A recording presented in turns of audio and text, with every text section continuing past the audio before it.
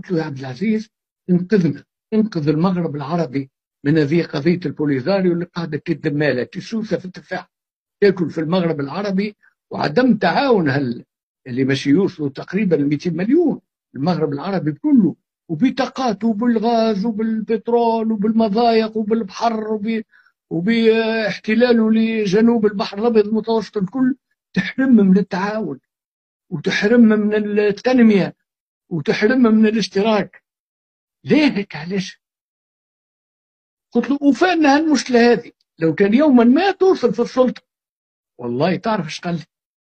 ها قدام شهود، قدام سفير سفير عمان زاد كان معنا علي بن مسعود المعشني، هي المعشني عائلة اخوال السلطان قابوس، كان يعيش معنا هنا في الدوحه. قال لي يا دكتور احمد قضيه البوليزاريو قضيه هواري بومدين الشخصيه، والله حرفيا.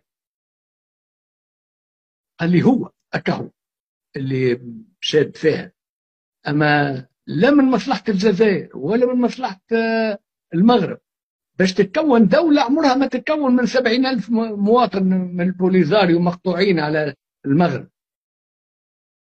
هذا الكلام اللي قاله لي وشهادة لله، أقسم بالله هذا اللي وقعه قدام شهود.